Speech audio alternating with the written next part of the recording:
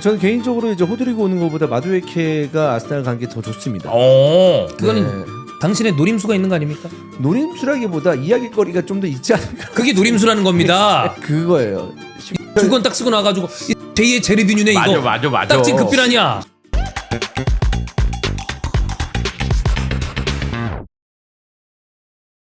(2025년 7월 21일) 월요일입니다. 히든폴 EPL 스타트하겠습니다. 안녕하세요, 박종입니다. 안녕하세요, 이사준입니다. 안녕하세요, 송영주입니다. 네, 저희가 영상을 가볍게 찍긴 했습니다만 그래도 한번 박수 한번 치시죠. 또 이제 마커스 래시포드가 바르셀로나 유니폼을 입고 바르셀로나 에이스로. 근데 지금 바르셀로나 일단 레시포드 얘기를 하자면 예예. 빌라 갔었죠. 빌라 갔었는데도 그때 좀 맨유하고 좀 다른 모습. 빌라에서는 괜찮았어요. 예, 그런 그 모습들을. 근데 이제 빌라 전체적으로 봤을 때는 아쉬움은 좀 있었죠. 예, 근데 어쨌든 뭐 그런 모습이었기 때문에 선수가 사실 리프레시한다는 개념으로 또 스페인 무대 가면은 안토니의 경우를 봐도 굉장히 다른 모습을 보여주지 않겠습니까?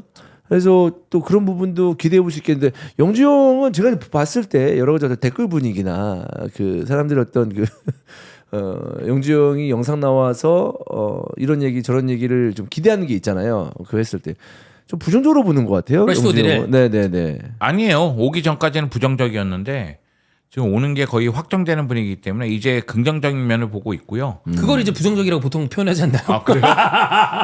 부정적이었다가 약간 좀 애를 쓰고 있다. 아, 이거 오는데 어떡하겠어. 약간 이런 느낌. 약간 그런 그런가요? 느낌인데. 아니 근데 제가 방송에서도 얘기했지만은 오기 전까지는 약점이 눈에 보였다면 오고 나서는 강점을 보려고 노력하고 있어요. 그리고 저는 레시포드가 좋은 선택을 했다고 생각해요. 한지 플릭 감독이라면 레시포드의 장점을 좀 끌어내지 않겠느냐. 그래서 방송 중에도 그 얘기했지만은 레시포드가 지난 시즌보다 공격 포인트는 많이 늘어날 것이다. 다만 레시포드 본인에 대한 평가는 모르겠다. 그러니까 팀으로서는 잘 만났다는 느낌이 들어서 그런 이야기를 좀 드리긴 했는데 저 눈빛이 계속 나를 의심하는 눈빛으로. 저 주원 형이랑 그것서 생각나요. 우리 유로 2016 했을 때 그때 래시포드가 약간 잉글랜드의 호프였잖아. 오히려 왜 래시포드를 더 빨리 쓰지 않지? 나오면 막 그때 호지슨이었나 그랬잖아요. 그 생각이 나는데 그 사이에 참 좀 이 친구도 희노애락이 있었죠. 이런 게 많았죠. 네. 좋았다가도 내려갔다가 안 좋았다가 또 올라왔다가 막 이런 좀 저기였으니까. 뭐 디테일한 기록을 이제 뭐 보지 못했지만 느낌상으로는 한 해 잘하고 한 해 못하고 한 해 잘하고 한 해 못하고 약간 이런 느낌이 나는데 뭐 영중 입장에서는 그래도 이제 한지 플릭 감독이 기대하는 게 뭐 지난 시즌에 하피냐가 그럴 줄 알았겠습니까? 네. 네, 그런 것처럼. 하피냐 이니고가 완전히 부활했으니까. 하피냐 영종 되게 욕 많이 했어. 그쵸. 네. 나는 하피냐를 되게 리즈에서 바르셀로나 가기 전에 아스날 링크 있을 때 되게 바랬었거든요. 근데 그때만 해도 하피냐가 사실 어중뛰었으니까 제가 지난 시즌 초반에 터지기 하피냐 전. 선수 오프더볼 움직임 보면서 그런 얘기를 했어요. 이런 움직임이 많아야 된다. 이런 움직임을 추구해야 된다. 그런데 지난 시즌 내내 하피냐는 오프더볼 움직임이 너무 좋았거든요. 진짜 좋았잖아. 거의 히바우드야. 그러면서 내가 결론을 내린 건 차비 감독이 온도볼을 시켰구나. 그러니까 얘가 볼을 갖고 원플레이 하도록 계속 시켰기 때문에 얘가 온도볼 상황에서 실수가 계속 나왔던 거구나. 이런 생각이 들더라고요. 형님 말씀하신 것처럼 차비가 사실 바르셀로나에서 우승을 했음에도 불구하고 지금 아직도 무직입니다. 이게 꼭 그렇다라고 연관지어서 얘기할 수는 없겠지만 그런 걸 보면 그 구단의 업자들끼리의 평가가 차비가 그렇게 높지 않은가? 라는 생각도 들고 또 아니면 그런 생각도 할 수 있죠. 분명 오퍼가 있었겠지만 본인이 일정 이상 클럽이 아니면 갈 생각이 없다거나 눈에 안 차는 거지. 얘는 나는 여기 갈 적인 아닌데 그런 걸 생각했을 때 선수들의 쓰임새나 이런 게 차비가 되게 잘 보는 건 아니구나라고 추정해 볼 수 있죠. 형님 말씀하신 것처럼 하피냐의 쓰임새도 그렇고. 지금 이야기한 두 가지가 다 적용된다고 봐요. 그러니까 저는 차비 감독이 아래서부터 시작할 필요성이 있다고 생각해요. 분명히 차비 감독도 선수를 보는 눈이 있어요. 라민 야말 데뷔시켰잖아요. 뭐요? 울산 HD 어떻습니까? 근데 울산이 원할까요? 서울에게 이 지금 패배를 한 어제 그 김판고 감독에 대한 어떤 그 분노가 굉장히 특히나 포에서는 지금 말도 안 되는 그 포항 역전승도 그렇고 빡빡 올라오고 있는 와중에 김판고 감독에 대한 비판의 시선이 있을 때 울산이 차비를. 근데 울산 팬들 입장에서는 지금 김판공 감독에 대한 그 실망감이 너무 크기 때문에 확실한 감독이 와야 된다는 생각이 들 텐데 차비는 좀 불확실하다. 차비는 지금 사실 중동에서 한 번, 스페인에서 한 번, 2번 감독 생활했고 그래도 우승을 한 감독 아니겠습니까? 그리고 라리가 쉬는 우승. 기간이 길잖아요. 그러니까 제가 지금 얘기하고 싶은 건 그거예요. 차비 감독에 대해서 솔직하게 얘기해서 뭐 빅리그의 빅클럽이 오퍼하기에는 어려움이 있다. 그게 왜 그러냐면 그래도 라리가에서 우승하지 않았습니까? 그 다음에 이 팀을 정상권에 계속 자리매김하게 만들었느냐?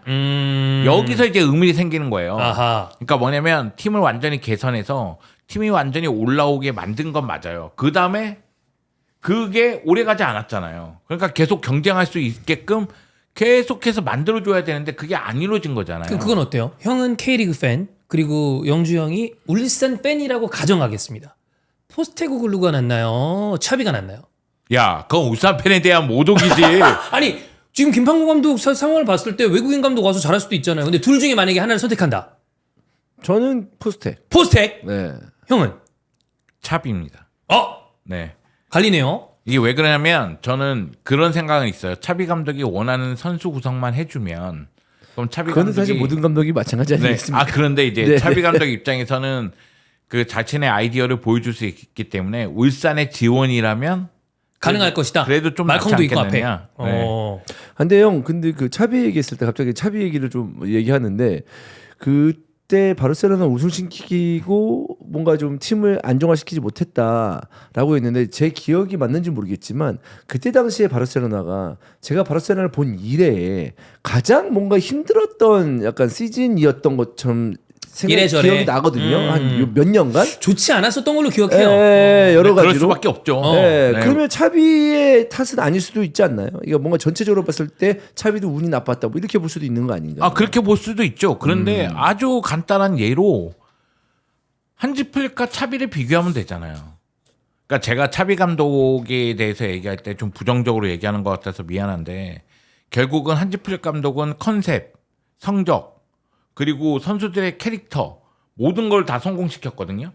그러면 차비 감독은 우승은 했다 할지라도 그 다음에 컨셉이 정확한가? 뭐 캐릭터가 있는가? 뭔가 패턴이 뭐 세부적인 게 있는가? 이런 거 봤을 때는 아쉬움이 다 남는다는 거죠. 그런 측면에서 봤을 때는 뭐 차비 감독의 업적을 무시하는 게 아니라 업적은 대단하긴 하지만 감독 개개인의 능력을 평가받기 위해서는 더욱 많은 무대에서 많은 팀을 이끌어 봐야 된다. 아직까지는 좀 미지수가 아닌가. 그래서 빅클럽에 이 오퍼가 없는 것이 아닌가. 그런 생각이 드는 거죠. 어쨌든 뭐 레시포드는 플릭 아래서 잘하길 바랍니다. 저도 그러길 바라요. 자꾸 의심의 눈초리로 저를 쳐다보고 있는데. 저는 근데- 저희의 의심의 눈초리보다 영주 형 마음속 깊이 자라나고 있는 그 의심의 싹. 아니, 그게 이미, 더 아니 의심의 싹이 아니에요. 이미 신뢰하지 않고 있습니다. 사실 저는 그렇게 생각을 해요. 근데 이미 꽃이 폈다. 하지만 이제 의심의 긍정적인 꽃. 마음으로 팬이기 때문에 볼 수밖에 없다. 그렇게 보는 것도 저는 괜찮다고 생각을 합니다. 근데 그런 게 있어요. 그냥 뭐 누구를 모태하게 고사 지내는 건 아닙니다. 그러면 안 되죠. 네, 레시포드가 워낙 이제 국내에서도 유명한 선수고 많은 팬들이 지켜보고 있는 선수이기 때문에 레시포드가 주전급으로 나와서 이제 활약이 약간 지지부진하다. 그러면 이제 뭐 가끔씩 나오는 영종의 영상을 많은 분들이 기다리겠죠. 네. 조금 더 바꿔서 얘기하면 영주 형의 영상이 가끔이 아니라 자주 나올 수 있다. 어쩌면은 우리 프리랜서 입장에서는 어떤 그 방송에 자주 출연한다는 게 좋단 말이에요. 우리 그죠? 이스타TV뿐만 방송인으로 아니라 생각했을 때. 저도 어디 다른 예, 방송 그럼요. 봤을 때 그러면 좀 개인적으로 생각해봤을 때 좀 오묘할 것 같아요. 뭔가 내가 응원하는 선수가 잘했으면 좋겠는데 잘하면 어딘가에 이제 부름을 못 받고. 부름 못 받고 못하면 부름을 받고 아니 형 생각해봐. 우리가 물론 그때는 여러 가지가 잘 아구가 맞은 거지만 그 우리 채널 조회수 1위가 우참입니다. 그때 아스널 개똥 쌀 때거든요. 근데 그때 조회수 빵빵 터졌어. 근데 저는 그때 이제 아스널 팬들이 저 새끼는 아스날을 돈벌이로 이용한다. 네. 경기 보면 날카로워? 스트레스 받아. 경기 보면 막 스트레스를 받는데 영상을 찍으면 조회수 막 잘 나와. 그리고 아스날 팬들은 아유 저 그 아스날을 돈벌이로 생각하는 놈. 그게 이제 벌써 몇 년 전이죠? 한 3, 4년 됐죠. 네, 벌써 3, 4년 네. 됐는데. 근데 이게 팀이면 그렇게 볼 수도 있어요.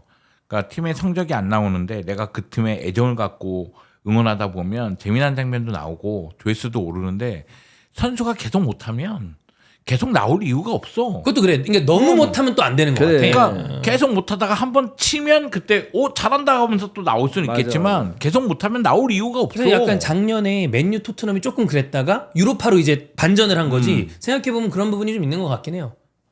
아, 그 얘기가 나온 김에 토트넘 이적 시장은 사실 뭐 대단히 큰 건 없고 모건 깁스 화이트가 좀 약간 정체 상황에 있는 거 그거 그다음에 자바르니 링크 있는 거 그 정도인데 그 프리시즌 경기에 레딩전. 예, 레딩전이 있었고 그 앞뒤로 토마스 프랑크 감독의 인터뷰가 약간 이제 이슈가 됐어요. 네. 손흥민 선수에 관련된 이야기와 관련해서 그래서 이제 지금 막 얘기가 왔다 갔다 합니다. 프랑크 감독의 얘기로 봤을 때는 이거 뭐 주장 바꾸는 거 아니야? 아니면 뭐 진짜 이적하나? 이런 얘기가 오가는 상황이라 애매모호하죠. 우리도 요것만 갖고 막 아이 야 그거 아니야 라고 얘기하기에는 조금 오묘하고 네. 그렇다고 하겠네? 라고 하는 것도 너무 넘겨짚는 거고 요즘 그 토트넘 팬들 사이에서도 갈리는 것 같더라고요. 이거 어떻게 해석해야 되냐?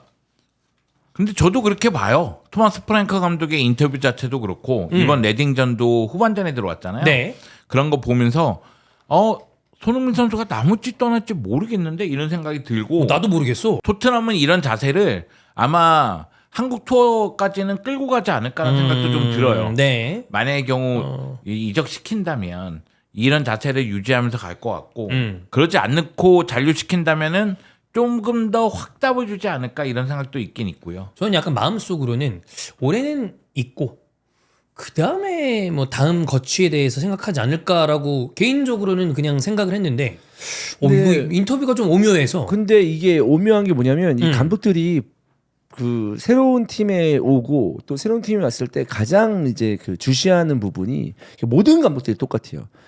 그 팀의 영향력을 가지고 있는 선수들입니다. 맞아요. 고참. 고참이나 그치. 주장이라든지. 네, 맞아요.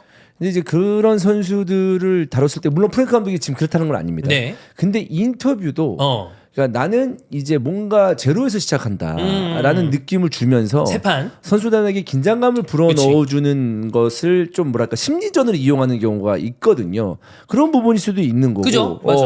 그리고 또 실제적으로 본인이 왔을 때 손흥민이 뭐 20대 중후반이다라고 했을 때는 좀 더 보호하고 뭔가 좀 힘을 실어준다 아니면 좀 뭔가 뭐 애정이 있다라는 걸 얘기할 수도 있겠지만 나이가 있기 때문에 그치, 이제 30대 뭐 중반으로 가고 있으니까. 실제적으로도 본인 플랜이 없을 수도 있어요. 있고. 장기적으로. 왜냐하면 그 사람은 토트넘 1년, 2년 하려고 온 건 아닐 거 그치. 아니에요. 그렇기 때문에 그런 상황 속에서 나오는 어떤 인터뷰 내용들이 아닐까라는 생각입니다. 왜냐하면 아시잖아요. 우리 캐리어도 있었잖아요. 그치? 사실 감독과 선수 간에 약간의 좀 그런 그 뭐랄까 궁합이 맞지 않으면 맞아요.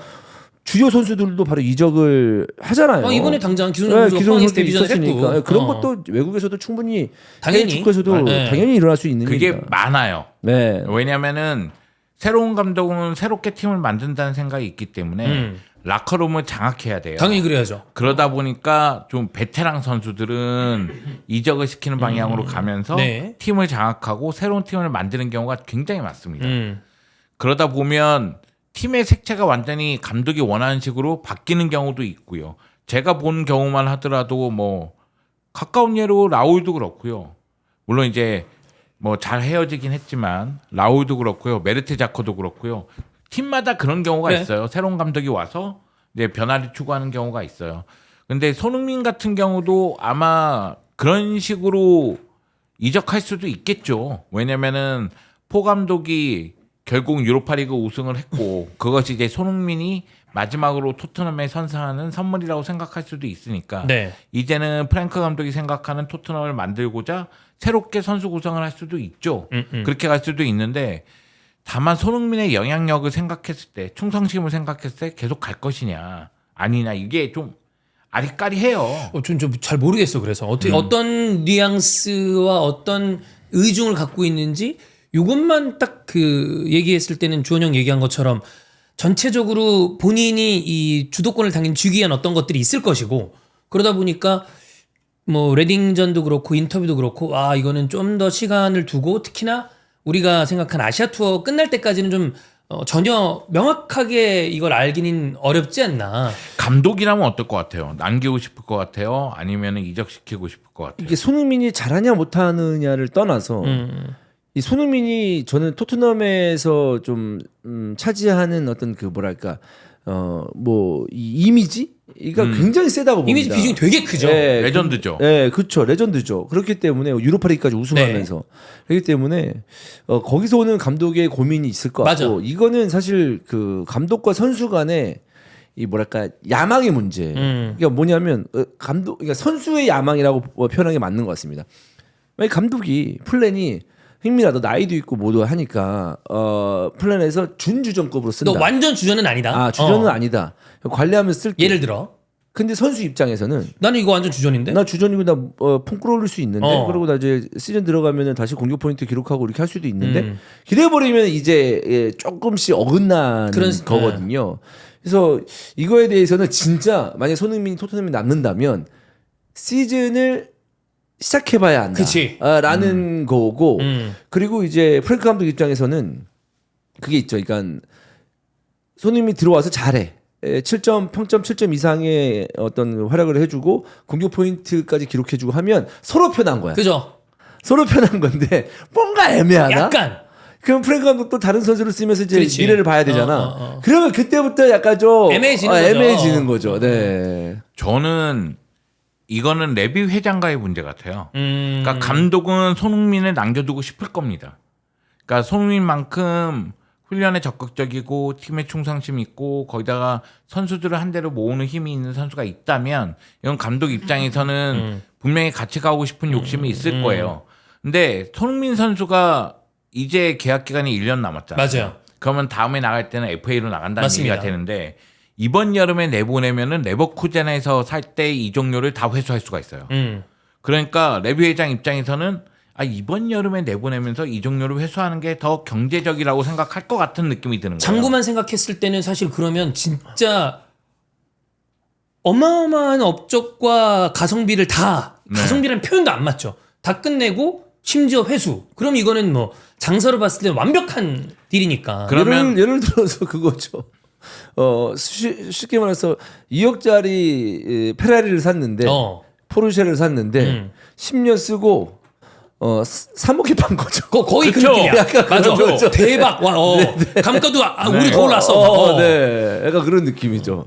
그러면 감독 입장에서는 회장과 면담을 통해서 아마 회장의 의지를 알게 된다면 감독 입장에서도 손흥민 선수 다음을 생각하겠죠.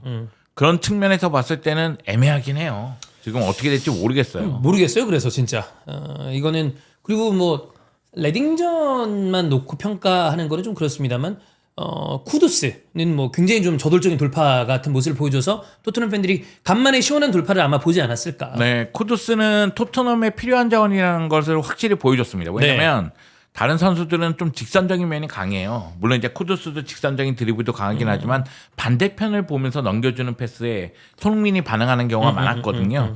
그런 패스가 상당히 효과적이었고 그리고 프랭크 감독은 변칙 3백을 전반전 후반전 다르게 가져갔는데 이것이 다 효과적이었다는 생각이 들어요. 그래서 경기 전체적으로 보면 공격적인 측면에서 3-2-5 포메이션에 가까웠고 전반전에는 왼쪽 측면 풀백을 올리고 후반전에는 오른쪽 측면 풀백을 올리고 이런 변화가 있었거든요. 그래서 이것도 효과를 좀 볼 거라는 생각이 좀 들고요. 아마 경기 치르면서 더 많은 이야기를 나눌 수 있지 않을까. 아마 토트넘 팬들은 뭐 프리시즌 경기고 하브리그 팀 경기라 뭐 어떻게 보실지 모르겠지만 뭐 그 경기만 간단하게 봐도 경기 다음 시즌 보기 좀 수월하겠다. 훨씬 사실 포스트에 우승한 감독에게 이런 얘기하는 건 그렇지만 공격에 디테일이 있는 사람은 아니잖아요. 근데 프랭크는 그보다 훨씬 더 세부적으로 좀 만지는 감독이니까. 개인적으로 저는 손흥민이 한 시즌 더 뛰었으면 좋겠다는 생각이 든 이유가 쿠두스의 그 대각선을 넘기는 패스에 대해서 손흥민 앞쪽 공간으로 떨궈줄 때 손흥민의 반응하는 걸 봐서는 아직 정상 컨디션이 아니잖아요. 그럼에도 불구하고 컨디션만 회복하면 충분히 효과를 보겠다는 느낌이 들고 그리고 손흥민이 상황에 따라서는 그러니까 왼쪽 풀백을 올리는 상황에서는 왼쪽에서 중앙으로 들어오는 경우가 생기니까 그러면은 사실상 중앙에서 뛰는 시간도 늘어날 수 있겠다는 생각이 들었거든요. 그런 측면에서 봤을 때는 손흥민 선수에게는 뭐 왼쪽으로 벌려서 플레이할 때도 괜찮고 또는 중앙으로 들어와서도 효과를 볼 수 있으니까 이 감독 밑에서 한 시즌 정도 더 뛰는 거 보고 싶다. 그런 욕심이 나더라고요. 뭐 요거 이게 지난 뭐 이전 회차의 주원영의 뭐 그런 얘기기도 했는데 이거 우리가 좀 더 지켜보는 쪽으로 생각을 해보겠습니다. 자 이제 다른 팀들 이적설 보겠습니다. 리버풀이 이번 여름 이적 시장의 주인공입니다. 비르츠, 뭐 케르케스, 프림퐁, 특히나 프림퐁은 윙어의 어떤 역할까지 해서 프리시즌 경기들에서 압도적인 모습을 보여주는 게 있었는데 에키티케 조만간 오피셜 뜰 것 같고요. 에키티케가 와서 어느 정도의 모습을 보여줄지는 모르겠습니다만 이거 옵션까지 다 들어가면 1,500억이 넘는 이적료입니다. 네. 지금 비르츠하고 에키티케에게 이용료로 이상 쓰는 거예요. 그죠? 그러면 뭐 얼추 한 3,000억 원 이상의 금전을 쓰는 거니까 물론 넷스펜딩은 판매 이적료까지 나중에 다 체크를 해봐야 돼서 생각보다 쓴 돈이 그렇게 많지 않을 수도 있겠으나 어쨌든 뭐 공격 라인에 어마어마하게 많은 돈을 쏟아붓고 있습니다. 근데 사실 리버풀 같은 경우에는 돈을 많이 쓰고 있지만 이게 그냥 막 쓰는 거냐라는 느낌은 없고 아니죠. 완전히 필요한 포지션에서 네. 또 당연히 영입해야 되는 선수들을 영입을 했다라는 거기 때문에 이거 진짜 뭐 돈 생각은 나지도 않고 물론 이 선수들이 부진하면은 나중에 돈 생각이 나겠지만 전력 보관 맞아. 의미에서는 엄청나게 좋은 이적 시장을 보냈다라는 생각이 들거든요. 아니 지금. 거기다가 한번 돌아보면 리버풀은 굉장히 좋은 흐름을 타고 있잖아요. 왜냐하면 2024년 여름에 슬롯 감독이 올 때 제대로 영입이 안 이루어졌잖아요. 거의 없었죠. 그 얘기는 돈을 그만큼 모았다는 얘기 아니에요? 네. 그 원기옥을 모은 걸 이번 여름에 비르츠한테 날렸단 말이에요. 지구인들아 도와줘. 그러니까 비르츠가 오면서 벌써 이 팀의 야망은 이제 유럽 최정상을 향하고 있구나. 이미 프리미어 리그는 정복을 했으니까. 그러니까 다음에는 유럽을 보고 있구나. 이런 느낌이 들 때 에키티케 얘기까지 딱 나오니까 저는 솔직하게 얘기해서 아놀드 FA로 나가고 물론 이제 1,000만 유로를 피파 클럽 월드컵 때문에 받긴 좀 지불을 했지만, 했죠. 네.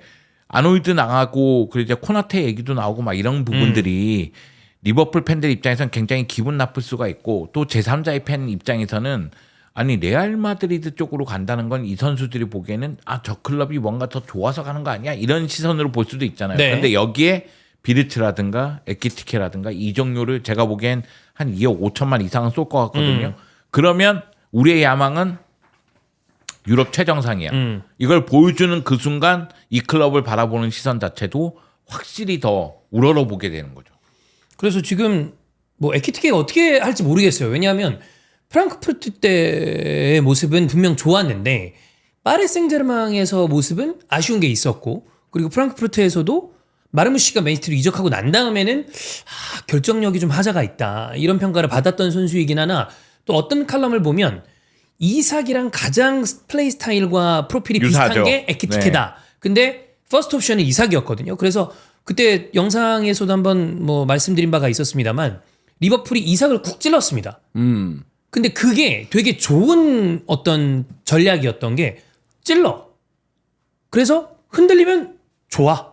근데 안 흔들려? 그럼 우린 바로 에키티케로 간다. 왜냐면 뉴캐슬 에키티케랑 얘기를 하고 있었으니까. 그래서 리버풀의 이적 시장이 굉장히 영리하다라는 평가를 하는 분들이 되게 많더라고요. 근데 에키티케에 대해서 리버풀이 관심이 있는 건 이미 프랑크푸르트도 알고 있었을 거예요. 네.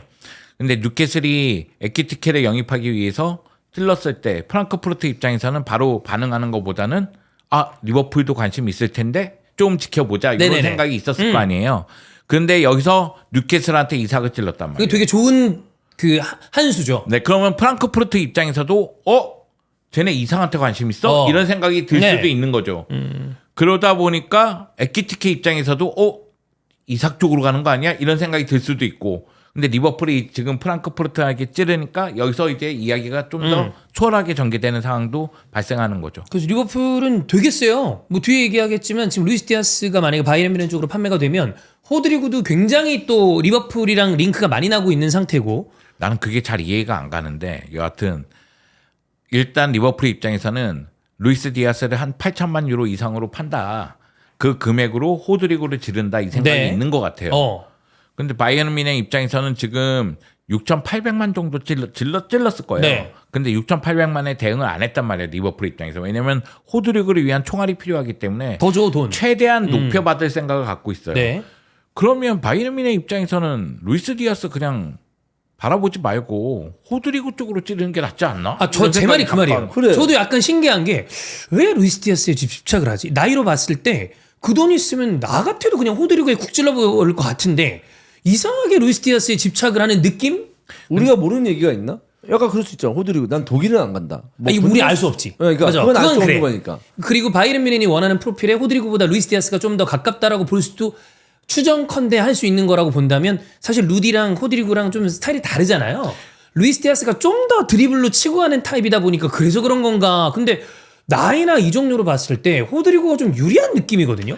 물론 이제 바이에른 뮌헨 입장에서는 한 3-4가지는 고려해야 돼요. 그게 왜 그러냐면 첫 번째 호드리고 이적료가 우리가 생각하는 것보다 훨씬 높을 수 있다. 그러니까 1억 유로가 넘어가면 지금 뭐 이건 감당이 안 되니까. 레알은 1억 유로 얘기를 하고 있습니다. 그러면은 바이에른 뮌헨 입장에서는 루이스 디아스는 8천만까지 어떻게 해서든 경쟁하면서 그 정도에서 쇼 볼 수 있다. 이 생각이 있을 수 있으니까.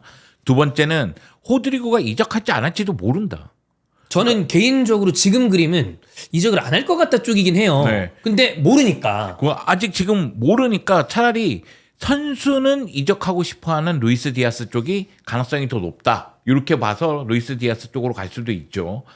여기다가 호드리고는 산토스 시절에 왼쪽 윙어로 뛴 적은 있지만 레알 마드리드에서는 거의 오른쪽 윙어로 거의 뛰었잖아요. 우드리고였죠. 물론 이제 좌드리그로 나오는 경우도 있습니다만 한 시즌 통째로 봤을 때는 우드리고가 많았잖아요. 네. 그러면은 바이에른 뮌헨 입장에서는 야 우리가 체크할 수 있는 정보가 부족하다. 우리는 왼쪽 윙어가 필요한데 이렇게 판단할 수도 있는 거예요.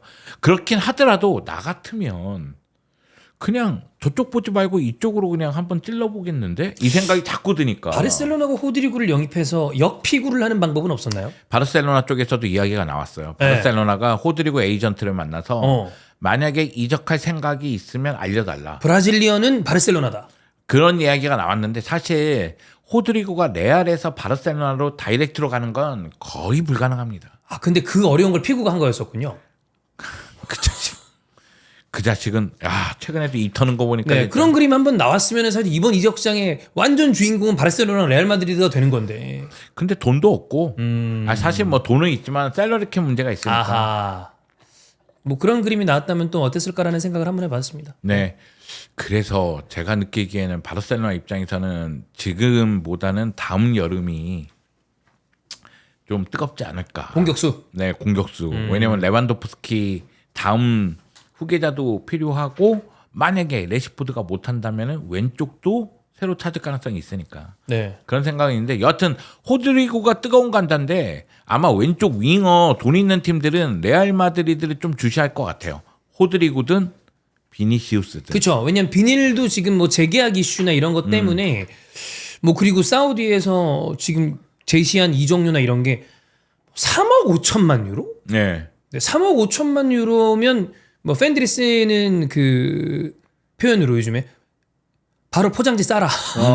비닐이고 나발이고 3억 5천만이면 그냥 내보낸다. 뭐 이 정도 금액이긴 하니까. 3억 5천만 유로에 이적을 한다면 이적사가 새로 써지는 거죠. 그 지금 최대 이적료는 네이마르입니다. 네이마르죠. 2억 2,200만 네. 유로의 바이아웃인데 그거보다도 월등히 높은 금액이니까 이게 이루어질 가능성이 뭐 있다고 보이진 않습니다만 어쨌든 그리고 저는 만약에 제가 레알 마드리드 팬이면 모르겠어요. 레알 팬들이 비니시우스를 어떻게 생각하시는지 각자의 감정이 다르겠지만 제가 축구 보는 타입은 저는 비니시우스 같은 선수는 돈 주면 파는 선수입니다.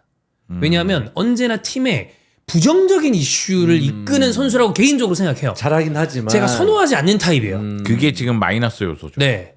그리고 안 그래도 왼쪽 윙포 음바페 있잖아. 그러면 전 비싼 돈 누가 찌른다 그러면 그 돈 받고 비닐 팔고 다시 이제 공격판을 짤 수가 있는 거죠. 불가능의 영역입니다. 저는 그 돈 받고 저는 홀란드한테 찌릅니다. 그래서 음바페와 홀란드를 모두 보유하겠다. 장기 계약을 맺었기 때문에 불가능의 영역이지만 그냥 그런 그림이 더 낫지 않나라는 그 상상 속의 생각을 해보는 거죠. 여하튼 주시는 해야 되는데 레알 마드리드는 또 둘 다 남길 수가 있는 팀이기 때문에. 뭐 그렇죠. 그렇습니다. 이 표를 보시면 프랑크푸르트가 공격수들을 얼마에 파는지가 지금 나와 있는데 잘 팔아요. 근데 이제 중요한 건 이 판 선수들이 마르무시를 제외하면 다들 약간 사기 매물이었습니다. 그렇죠. 네, 맞아요. 잘한 선수가 없어. 네. 콜로무안이 유베 임대 가서 잠깐 반짝했던 거지 다 안 됐죠. 요비치 완전 개사기 당했죠 레알. 알레 잘 안 됐고요. 마르무시만 맨시티 가가지고 잘한 거지. 그래서 이제 염려하는 분들은 에키티케 잘 리버풀이 받겠지만 와 이거 프랑크푸르트 공격수들이 좀 통수 치는 경우들이 많은데 다윈 누네즈의 한번 그 대인적이 있기 때문에 문제 있는 거 아니야? 라고 생각하는 분들이 없는 건 아니다. 네. 그래서 이번 여름 이적 시장에 움직이려는 공격수들이 다 좀 MMO예요. 돈은 비싼데 이거 잘 될래나? 약간 이런 느낌들이 많아서. 근데 사실 이게 공격수들이 애매모호하다라는 거, 뭐 은바페나 홀란드급을 제외하고는 저는 이제 이전하고 달랐던 게 뭐냐면 물론 이제 아주 그러니까 제로톱이 자주 사용됐던 그 시절 그리고 있었죠. 이제 윙포드가 많은 골을 득점했던 시절. 근데 그거는 지금도 이어지고 있고.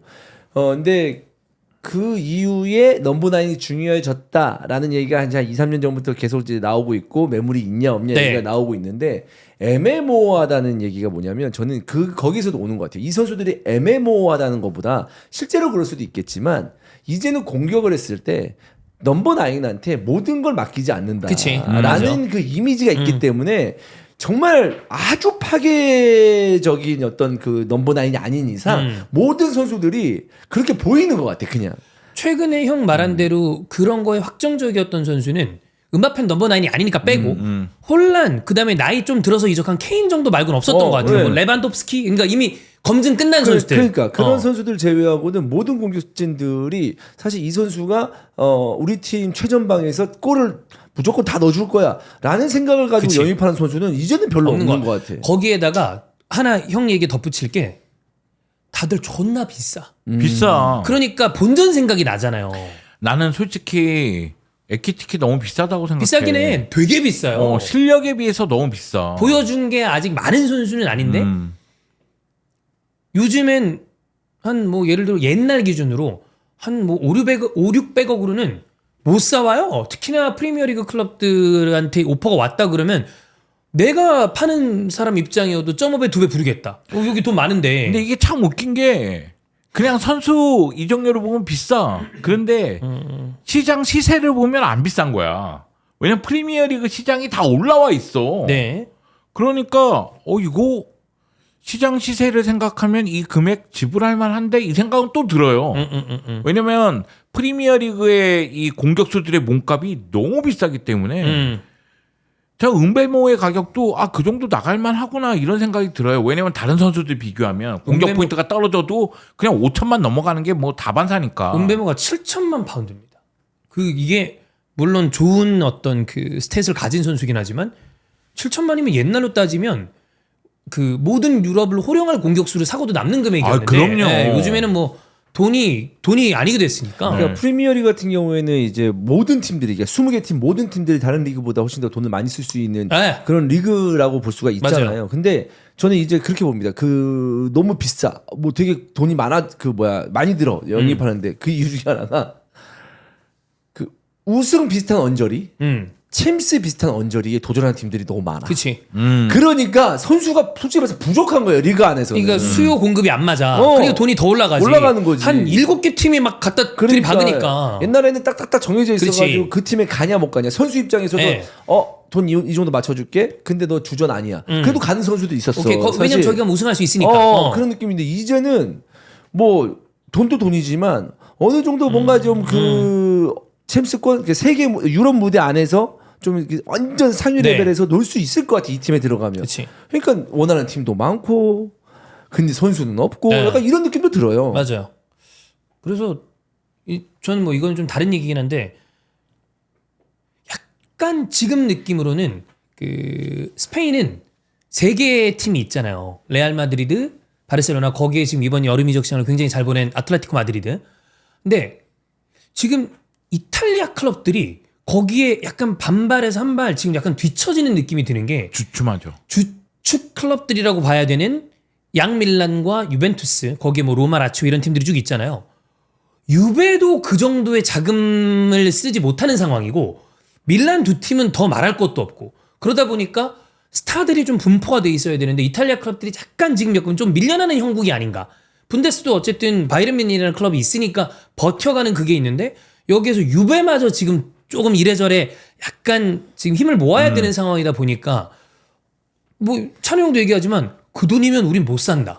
그런 게 인테르 팬들 리뷰에서 나오는 거 보면 아 이게 이탈리아가 상황이 좀 쉽지 않다라는 느낌으로 보여지는 것 같아요. 근데 저는 리버풀은 이적 시장의 주인공이라고는 생각해요. 돈도 많이 왜냐면 썼고 잘도 내려왔고. 그러니까 비르츠 영입하면서 이슈가 너무 커졌어요. 그러니까 뭐냐면 그냥 스포트라이트를 받아버렸어. 그래서 리버풀 입장에서는 뭐 에키티케가 다소 불안전한 면이 있다 할지라도 네. 저는 솔직하게 얘기해서 프리미어리그에서 통할지도 모르겠어요. 잘 모르겠다. 왜냐하면 그 피지컬적인 그죠? 강력함에서 약간 아쉬움이 저는 있다고 생각하는 네. 사람이기 때문에 근데 프리미어리그에서 통하는 부분이 선수 개인의 능력도 있지만 동료들의 도움도 필요해요. 근데 비리츠 같은 선수가 있으면 충분히 힘을 발휘할 그죠? 수 있고 또 에키티케가 기대만큼의 득점력을 보여주지 못한다 할지라도 도움 능력을 또 많이 보여준다면 그러면 모하메드 살라의 득점력과 함께 이게 또 상쇄되는 느낌이 될 수도 있으니까 물론 이제 리버풀의 입장에서는 이제 모하메드 살라가 나이가 많아지고 있기 때문에 다른 득점원이 등장해야 됩니다. 그렇기 때문에 뭐 비르츠가 도우미 역할을 할 때 에키티케가 해결사 역할도 해줘야 되고 새로운 윙포워드 왼쪽 윙포워드를 영입할 것 같은데 왼쪽 윙포워드가 결정력을 또 보여주면 그것보다 좋은 건 없겠죠. 그렇긴 하지만 지금 에키티케 스스로의 그 기준을 생각했을 때는 제가 느끼기에는 우리가 봤을 땐 조금 모자란 부분이 있어 이런 것들을 슬롯 감독이 채워주고 비르츠나 다른 동료들이 채워주고 뭐 이러면서 해결될 수도 있으니까 그러니까 저는 이것도 좋은 영입인데 이런 느낌이 드는 거죠. 진짜 만약에 루이스 디아스 팔고 호드리고까지 오면 호드리고 에키티케 비르츠 살라예요. 그건 미쳤어. 뒤에 맥칼리스터랑 흐라벤베르고 그리고 소보슬라이 같은 선수가 그럼 서브로 빠집니다. 각포도 서브 그리고 그러니까 이래서 감독도 멘탈 좋아야 된다니까. 어. 만약 나 같은 감독이잖아. 뭐 비르츠 왔어. 좋아. 할 수 있어. 뭐 와, 재밌게. 됐어. 근데 뭐 누구 또 와. 에키티케 왔는데 호드리고 온대. 호드리고 온대. 나 이 정도로 원하는 거 아닌데. 존나 부담되네. 됐네.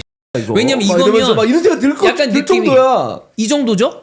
그러면 우리 아르테타한테 많은 팬들이 야 이 정도면 트로피 2개는 따야 되겠다. 그러니까. 아니면 됐어 이렇게 가는 거야. 그래. 됐네. 이거 어떡하지? 막 이러면서 약간 아니야, 나는 약간 다르게 생각해. 그럼 어떻게 해요?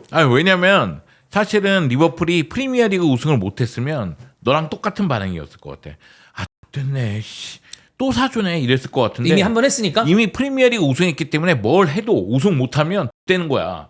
이미 이미 프리미어리그를 이미 다 했기 거다. 때문에 그러니까 여기서 더 앞으로 나가지 못하면 어차피 뒤 없다. 어차피 뒤는 없어. 그렇기 때문에 막 사주면 좋아 한번 해봐 막 이런 느낌이 들지 형의 않을까? 감독이랑 어떨 것 같아? 그런 마인드일 것 같아?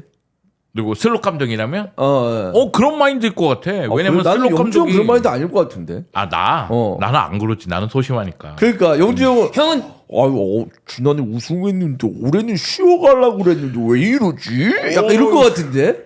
틈을 안 줘. 제가 봤을 때 그럼 영주 형은 만약 호드리고까지 영입이 된다.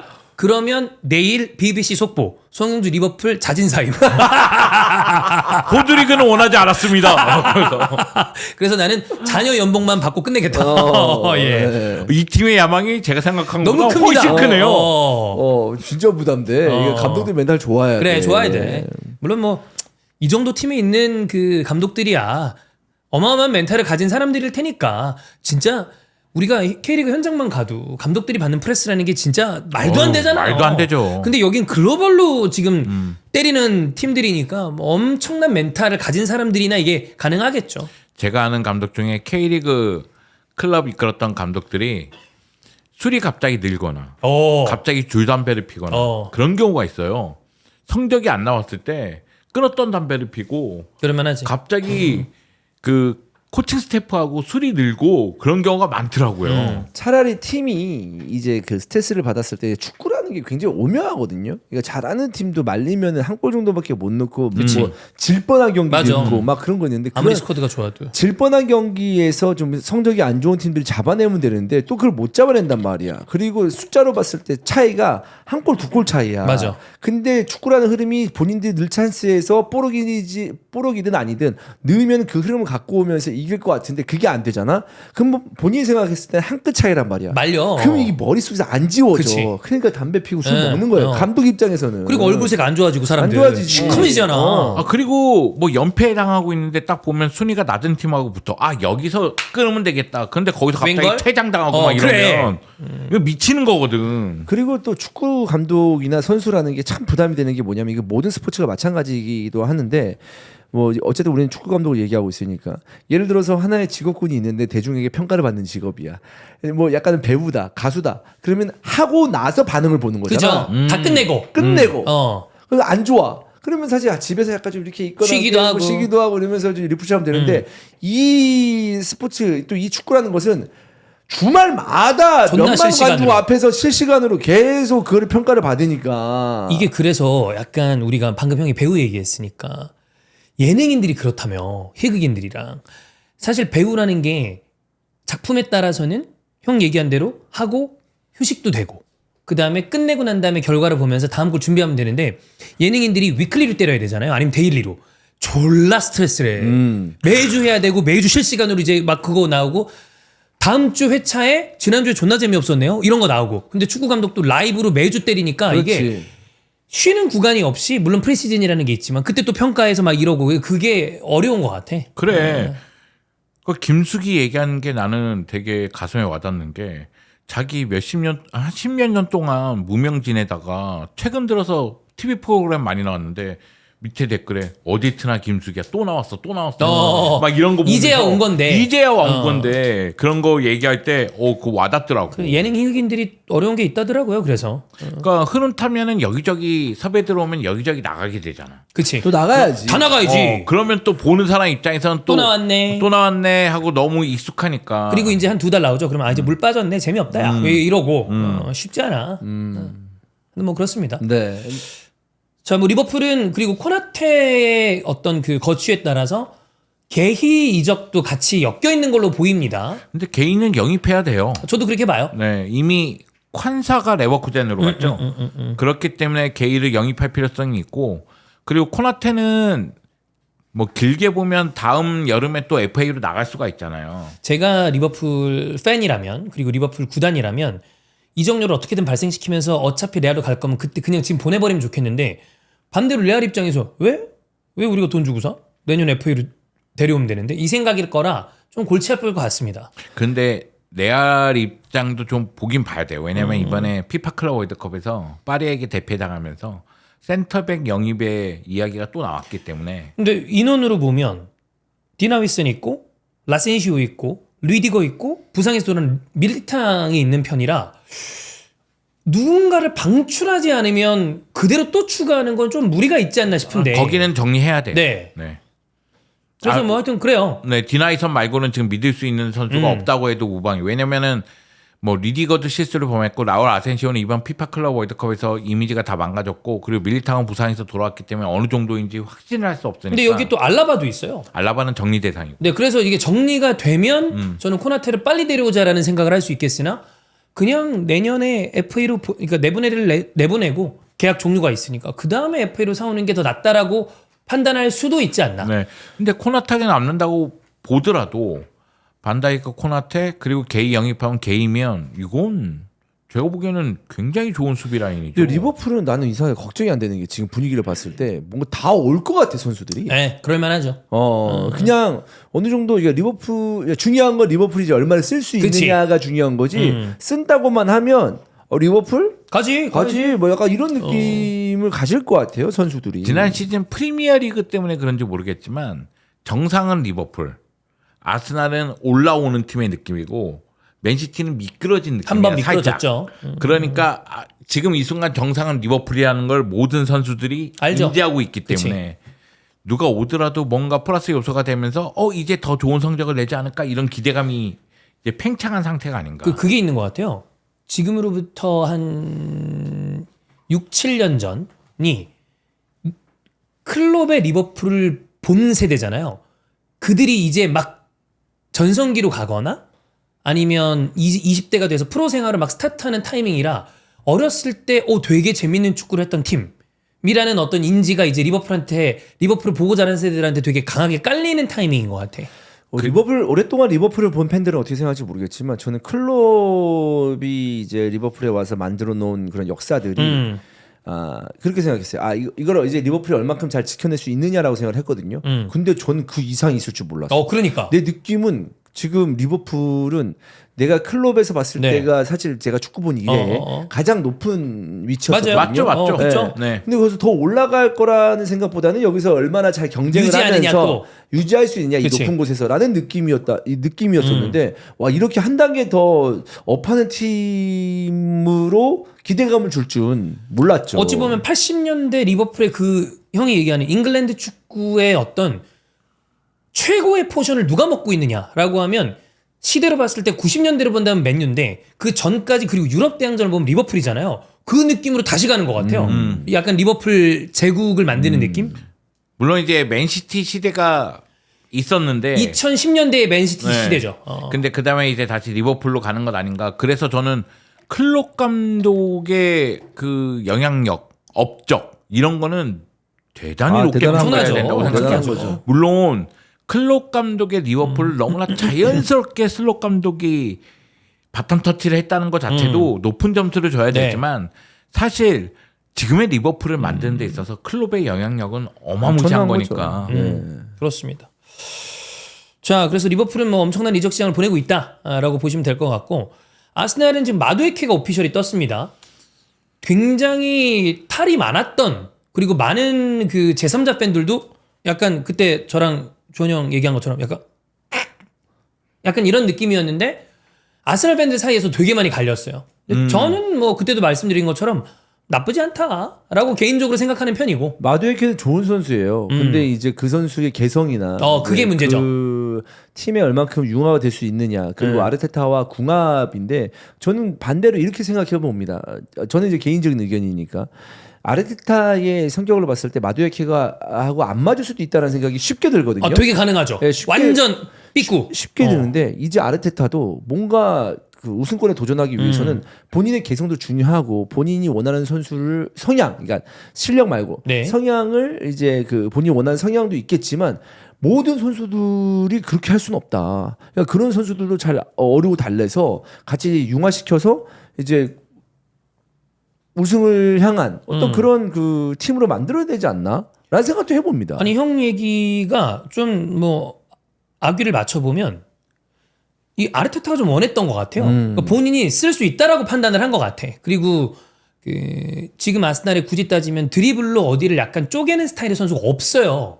공을 운반하는 스타일의 선수가 없는데 굳이 따지면 사카를 제외 있긴 있죠. 마르티넬리가 있는데 땅 보고 운반은 하다가 저기 코너킥 만드니까. 그래서 저는 뭐 솔직히 내 돈 아니고 근데 마두에케 좋은 선수예요. 저는 나쁘지 않다고 네. 생각해요. 저도 나쁘지 않다고 생각하는데 5천만 파운드는 비싸지 않나요? 계속 무슨 선수 얘기할 그러니까 때마다 저 이게 그건 것 같아요. 너무 비싸. 어떤 느낌이냐면 저는 약간 그런 느낌이라고 봅니다. 그 제가 지난번에 우리 추배달 할 때 그 얘기를 했는데 햄버거 세트가 10,000원 넘어가는 건 저는 이제는 거스를 수 없는 흐름이다.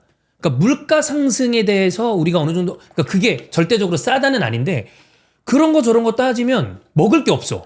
아니 마두에케를 못 싸우죠 이제. 그러니까 그래서 그런 걸 지금 시장가를 여러 가지로 봤을 때 이 정도 되는 선수의 몸값이 어느 정도냐라고 물으면 이건 어쩔 수 없다. 잉글랜드에서 선수를 사올 때 마두에케를 영입했어. 그럼 마두에케가 선발로 쓰는 자원인가? 지금 제 기준으로 봤을 때 저는 왼쪽 선발도 생각하는 것 같아요. 아니, 왼쪽 자원은 지금 영입 안 할 것 같은 분위기잖아. 요케레스는 영입하고. 왼쪽 자원에 대해서는 사실 이제 지금 안 한다는 아니고 요케레스까지 영입하고 난 다음에 추가로 에제나 시몬스를 보자 쪽이죠. 제가 느낀 건 그거예요. 아니, 마두에케를 영입하는 건 좋다. 근데 마두에케가 제가 느끼기에는 이건 선발 자원이 아니라 백업 자원으로 영입하는 거 아니야? 그런 생각이 있는데 5천만 파운드를 태워? 이런 생각이 들면서 너무 비싼 거 아닌가? 그런 생각이 들어서. 근데 다시 한번 얘기하지만 시장 시세는 이게 맞아요. 그러니까 어쩔 수 없는 것 같아. 좀 이게 미친 거 아닌가? 이런 생각이 들어서 물론 요즘 그 유럽 축구를 보시는 분들 입장에서는 그게 내 돈도 아니고 그리고 그런 가격이 이상하지도 않아요. 이렇게 얘기하는데 오랫동안 본 사람들 입장에서는 아니 이거 가격이 너무 뛰는데 막 이런 생각이 들 수밖에 없어요. 인플레가 좀 심하긴 하죠. 그래서 아스날 팬들이 마두에케에 대한 가격에 대해서 이제 그 물음표를 던지는 건 그게 커요. 그럴 거면 그 돈 아껴서 호드리구에 지르지. 그 아니, 얘기 그것도 맞는 때문에 이제 얘기예요. 좀 큰 것 같은데 그것도 맞는 얘기예요. 저는 그거는 개인적으로 뭐 팬들의 판단이라고 봅니다. 그 팀의 판단과 팬들의 판단이 서로 다른 거기 때문에 근데 와가지고 또 마두에케가 나름의 공격 포인트를 기록하면 호드리그는 생각 안 날 수도 안 날 있는 수도 거고 있고. 그거는 이제 결과론적인 얘기긴 그죠? 한데 근데 사실 이제 호드리그가 갖는 어떤 그 위상이라는 게 크죠. 있으니까 레알산인 것도 크고. 아니 거기다가 아스날이 호드리그를 원한다는 식으로 이야기가 나왔으니까 그치. 하는 거잖아요. 예. 그리고 호드리그가 누구나 다 비쌀 거라고 생각을 하고 있으니까 그치. 차라리 저랑 똑같은 생각이에요. 마두에케 백업이라면 백업에 5천만 파운드를 태우느니 주전으로 뛸 수 있는 호드리고에게 1억 파운드를 지르는 게 낫지 않아? 그럼 5천만 더 하는 게 낫지 않아? 뭐 이런 식으로 생각하는 거겠죠. 근데 저는 개인적으로 이제 호드리그 오는 것보다 마두에케가 아스날 간 게 더 좋습니다. 그거는 네. 당신의 노림수가 있는 거 아닙니까? 노림수라기보다 이야기거리가 좀 더 있지 않을까. 그게 노림수라는 겁니다. 호드리구는 성공이 약간 보장된 느낌이라면 마두에케는 이 새끼 존나 컨텐츠감인데 아니 각 나오죠. 그거예요. 이 새끼 두 권 딱 쓰고 나와가지고 이 새끼 제2의 제르비뉴네 이거. 맞아. 딱지 극필 아니야. 지금 설명할게요. 눈이 시인하고 있어. 호드리그가 만약에 아스날 와서 부진하면 그냥 부진한 걸로 끝날 것 같은데 마두에키가 아스날에서 부진하잖아요. 그러니까 존나 시끄러울 것 같은 느낌이 약간 느낌이 존나 그러니까 호드리그는 조용하게 부진하고 약간 좀 이렇게 해가지고 다시 뭐 해봐야지 약간 이런 느낌인데 마두에키는 뭐 이랬다 저랬다 무슨 언해피 띄고 SNS 나오고 막 이거 뭔가 조금 뭔가 그래. 시끄러울 것 같은 느낌이 드는 거야. 그러니까 제가 봐도 그래요. 그래서 겉에서 보기에는 재밌는 일이 많겠구나. 이런 생각이 들 것 같다는 거지.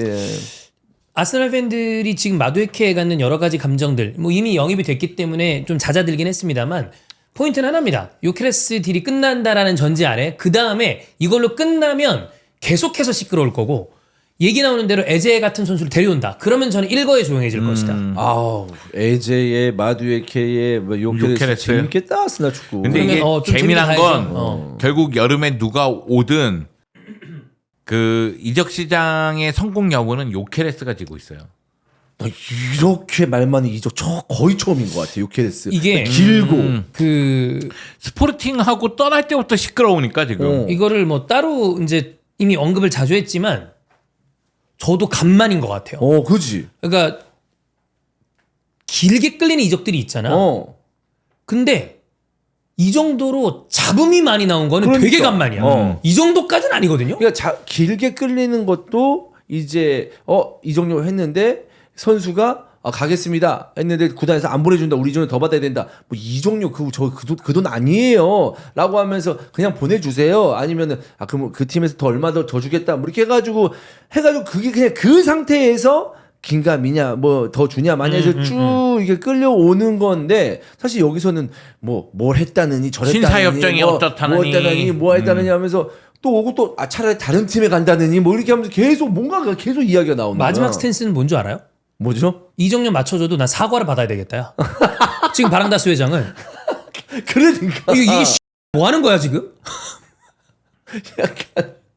약간 뭐라고 해야 되지? 되게 감정 싸움까지 가면서 이게 느낌이 돈 맞춰줘도 나 기분 나쁜 거 사과 받아야 되겠어. 약간 그 느낌이야. 이게 우리가 봤을 때 이런 거지. 사실 이제 뭐 단돈 100원이라도 기분 나쁘면 사과 받고 그치. 뭐 그래야 되잖아요. 뭐, 빈정 상하면 그래. 내가 원래 10원짜리 한 장도 안 깎아준다 막 이러면서 기분 나쁘면 그러잖아요. 지금 그 느낌이야. 예. 근데 이제 그런 그 상위 레벨, 상위에서 정말 몇 천억이 왔다 갔다 하는 데에서 기분 상해서 난 사과 받아야 된다. 이런 거는 좀 잘 없죠. 네. 마지막에 탁 하고 끝내야 되는데 와 진짜 스포르팅이랑 장사하는 게 쉽지 않다라는 건 이미 브루노 페르난데스나 포로권에서도 알고 있는 바였지만 이 정도는 저도 특히 사실 아스날이 이런 팀들이랑 오래 딜을 끄는 경우들을 제 기억 속에 더듬어 봐도 많지 않거든요. 근데 근데 아스날도 존나 간절한 거야. 공격수를 사오긴 해야 되겠고 최전방은 필요하니까.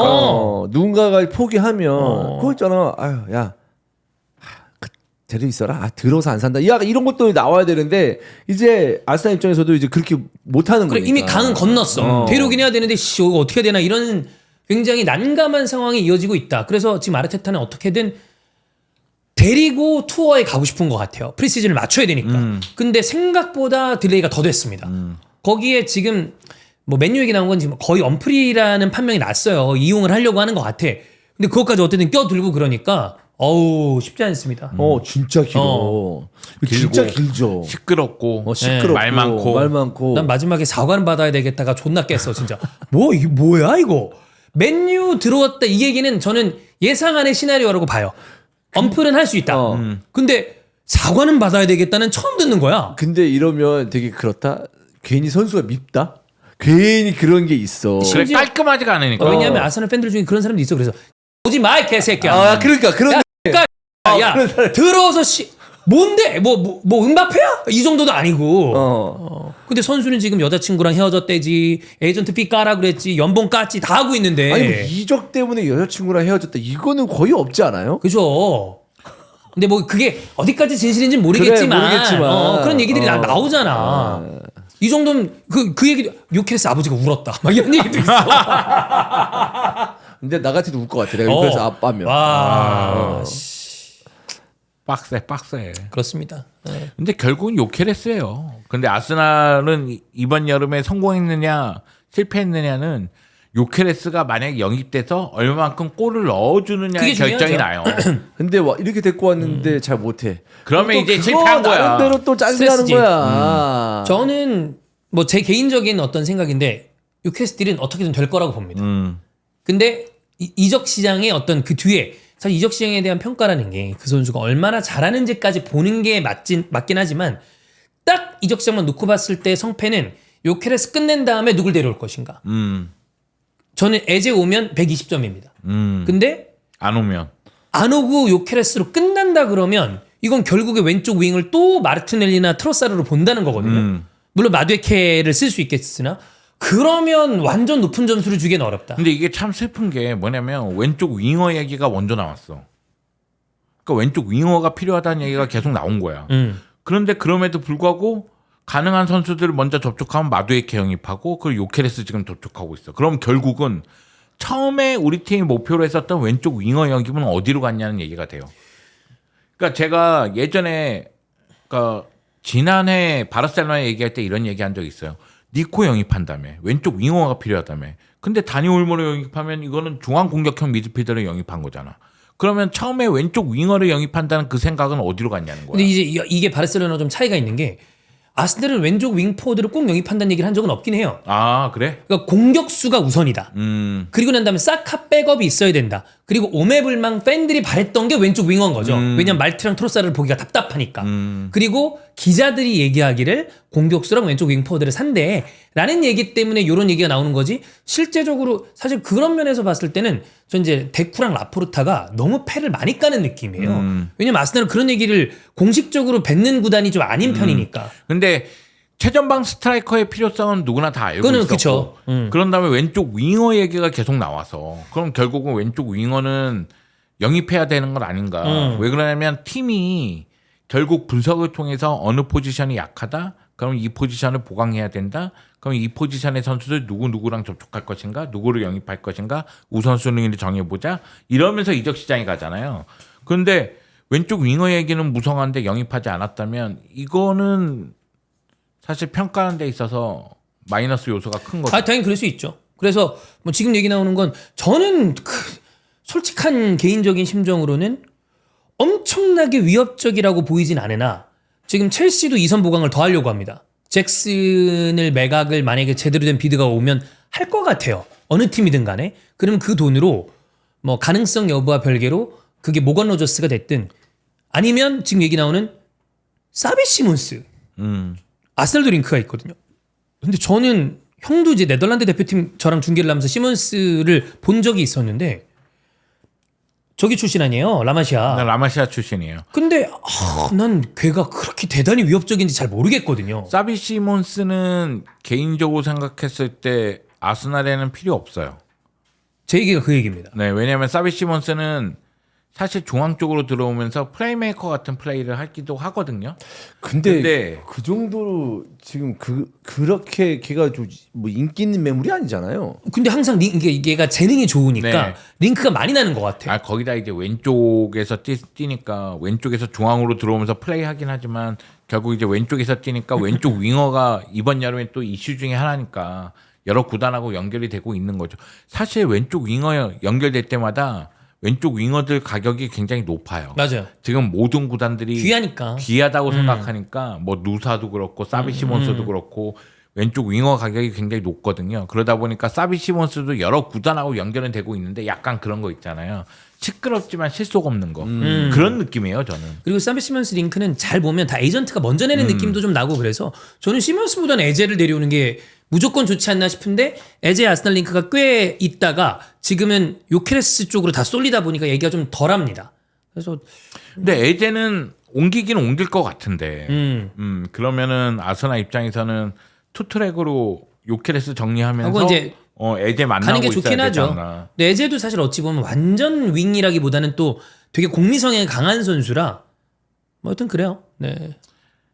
근데 아스날도 기대되긴 해요. 그리고 첼시도 기대되고. 제가 첼시가 뭐 좋아. 프리미어리그 첼시가 얘기할 좋아. 때마다 다가오는 시즌이 제일 기대된다고 얘기를 하거든요. 그게 영입이 네.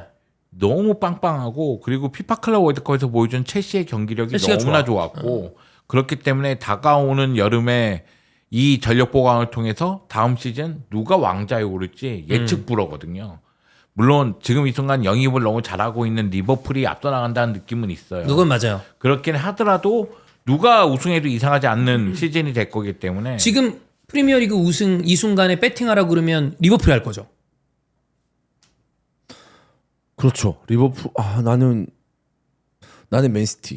아 그래도 맨시티. 음. 그래 그간 펩이 싸운 게 크다. 그러니까 프리미어가 존나 재밌는 그래, 거야. 맞아. 이 정도면 리버풀 무조건 우승해야 되거든. 네. 근데 펩이 이렇게 무너지지 않을 것 약간 같아. 그런 뭔가 있잖아. 그래도 뭔가 하지 않겠어? 왜냐면 펩인데. 그래도 뭐 선수가 빠져나간 것도 아니고. 그리고 또 거기도 들어왔고. 영입이 잘 됐잖아. 시르키 라인드레스 데려왔고. 결과론적으로는 그 프리미어리그 우승 또 이렇게 얘기하면 또 맨시티 팬들이 저 씨발 추맨 새끼 막 이럴 거야. 이미 달았죠. 나도 그럴까봐 우승 예상 안 했어. 그냥 좀 조용히 좀 지나가지. 조용히 지나갔지. 예. 박종희 저 새끼가 문제야 이러면서 그럴 거야 이제. 아니 아마 댓글 뜰 걸 여기는 출연진이 다 문제야 뭐 이런 거. 근데 결과론적으로는 리버풀, 맨시티, 아스날, 첼시 이런 네 팀이 경쟁하지 않을까요? 지금까지로 봤을 때는 그 안에서의 이 위아래가 좀 있겠으나 첼시 지금 보강이나 한 걸 보면 네 팀의 경쟁? 첼시도 사실 파리 생제르맹 이긴 오우. 클럽 챔피언입니다. 월드 말했죠. 챔피언이야 지금 월드 월드 챔. 챔피언. 전술이 너무 조항 패드를 너무 좋더라고요. 네. 너무 잘해요. 그렇습니다. 그래서 그 우승 경쟁은 그렇게 할 것 같고 근데 프리미어리그가 재미난 거는 예측 불허의 팀들이 있잖아요. 거기에 이제 도전을 뉴캐슬. 네. 뉴캐슬, 맨유, 맨유, 토트넘 이런 토트넘. 팀들은 또 예측 불허니까. 맨유 토트넘 왜 얘기해? 그러니까 예측 불허라고. 챔스 티켓을 도전해야지. 어. 우승 도전은 아니라고 봐요. 티켓 도전은 해야 될 거 아니야. 티켓 도전도 솔직히 이렇게 끼는 것도 맨유 토트넘 팬들 미안하지만 지난 시즌 순위 보면 그건 지난 시즌 16위, 17위, 15위, 17위인가 15위, 17위 그런 팀을 가지고 이제 내년 시즌에 그러니까 다음 시즌에 챔스 도전할 거다. 라고 얘기하는 것도 진짜 맨유 토트넘이니까 얘기하는 거지. 뭐 작년 시즌 15, 16위 기억이 다 나세요? 그 팀 갖다가 챔스 도전할 겁니다. 이렇게 얘기한 적 있어 우리가? 그렇게 얘기하면 이제 욕 처먹죠. 근데 두 팀은 그래서 제가 보기에 현실적으로는 유럽 대항전에 들어오자. 그렇지. 그러니까 일단 유로파나 컨퍼런스까지 일단 그 다음에 챔스로 간다. 이게 사실 일반적이죠. 진짜 모르겠다는데 그 팀들도. 저는 모른다고 생각해요. 네. 아니, 물론 이제 지난 시즌 순위를 보고 경기력을 보면 맞는 얘기인데 이번 여름 지나고 나선 또 어떻게 바뀔지 모르니까. 그렇긴 하죠. 그러니까 당연히 이제 맨유하고 토트넘 또 특히나 맨유 같은 경우에는 또 이름값이 있으니까 한 시즌 그냥 약간 좀 꼬라박은 거다라고 생각하면 되는 건데, 그러니까 지금 제가 말하는 거는 순위가 너무 하위권에 있기 때문에 이 팀을 가지고 챔스 얘기하는 것도 참 희한한 일이다. 예를 들면 9위, 10위 정도로 끝났는데 야 챔스 못 가 그러면 오히려 욕 먹죠. 어떻게 될지 어떻게 알아. 근데 15위, 17위면 일단 곧장 챔스 티켓보다 물론 목표는 그렇게 잡아야 되겠지만 현실적으로는 유럽 대항전 안에 일단 인하자가 조금 더 현실적인 목표긴 하죠. 그리고 또 지금의 분위기로 봤을 때는 맨유는 영입도 되게 지지부진한 것 같고. 생각보다 지금 은배모가 늦었어요. 한 달 전까지만 해도 맨유 야 정신 차렸구나 뭐 돈 없다는데 쿠냐 빠르게 빡 하고. 일 잘하네 막 이러면서 빡빡 했었는데 그 다음부터는 아무 소식도 안 들리고 하기 거기엔 때문에 정리가 또 문제니까. 그치. 그 흔히 얘기하는 안산가레오 아니면 안산가레 말. 그중에 일단 레시포드는 처리가 됐는데 안토니 남았죠. 그 다음에 가르나초 남았죠. 가르나초 첼시 갈 것 같은데. 산초도 제이든 산초는 유배 갈 것 같고. 여기서 저는 개인적으로는 이미 뭐 기튼스도 들어오고 그러니까 좋은 자원 딱 정리한 다음에 내보낼 애들 내보내면 그렇지. 첼시는 지금 내보낼 수 있는 선수가 잭슨 있죠. 주앙 펠릭스 내보내야 되고 은큰쿠도 내보내야 되고 이런 선수만 좀 정리하면 거기 좋아요. 이 선수가 이 선수단이 젊은 게 아니라 어려요. 어려. 되게 좋아 그래서. 근데 클럽 월드 챔피언이니까 먹었고. 아니 클럽 월드컵 선발 명단 봤을 때 그 첼시하고 파리하고 나이를 보면은 파리보다 어려요. 파리는 젊은데 여기 어려. 첼시는 그래. 어려. 우리가 항상 첼시 얘기했을 때 이 팀은 2, 3년 뒤가 더 무서운 그래. 팀이다라고 이렇게 항상 얘기를 했는데 좋은 경험까지 했으니까 기대를 해볼 만한데 정리를 잘해야지. 저 그리고 정리 지금 좀 잘 갖고 팔아야죠. 있는 선수들을 염가에 정리할 수도 있는 거 아니겠습니까, 사실? 매각을 어떻게 뭐 좀 잘하면 그 정리만 잘하면 첼시는 선수단이 너무나 좋기 때문에 전 다음 시즌 너무 기대되던데요. 이번에 요케레스가 경기 안 보면서. 된다. 첼시 잭슨 어떻습니까? 첼시 아스날은 계속 그 왕래가 있잖아요. 어때요? 아니, 그러니까 진짜. 키레스가 안 돼서 니콜라 잭슨이요? 네. 그러면 저는 런던에 가서 피켓 시위합니다. 아 잭슨을 아르테타 아웃. 영입하면 네. 아르테타 아웃, 잭슨 웰컴.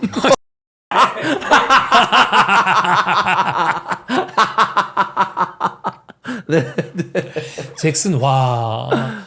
그 안 그래도 사실 첼시 선수를 계속 데려오는 거에 대해서 아스날 팬들이 약간 그 거부감이 있어요. 그렇겠죠. 뭐야 이거. 근데 사실 은근히 다 따져보죠. 생각만큼 다 안 좋진 않았거든요. 쏠쏠하게 썼어. 카이는 지금 잘 쓰고 있고 저 조르지뉴 제때 잘 데려왔다고 봐요. 윌리안 좀 안 됐고 그거 말고는 뭐 다비드 루이스도 어느 정도 썼고 그래서 되게 나쁘다고는 생각 안 하는데 잭슨이면 나쁘죠. 마두에케는 전 그 정도라고 생각하진 않습니다. 네. 하여튼 뭐 잭슨. 그렇습니다. 네. 네. PL은 박 터집니다. 네, 박 터질 네, 것 박 같아요. 터져서 이적 시즌 중간 정산도 뭐 7월 끝나면 한번 해봐야 되고. 그리고 지금도 시끄럽지만은 아마 한 주 한 주 계속 시끄러울 거예요. 네, 계속 뭔가가 더 프리미어리그 덮쳐지고 이적 있는 시장은 상황이라. 계속 네, 뜨거워질 겁니다. 그렇습니다. 자, 그러면 오늘 히든볼 2는 이렇게 마무리를 하고 또 다음 주에 네. 찾아뵙도록 하겠습니다. 감사합니다. 감사합니다. 감사합니다.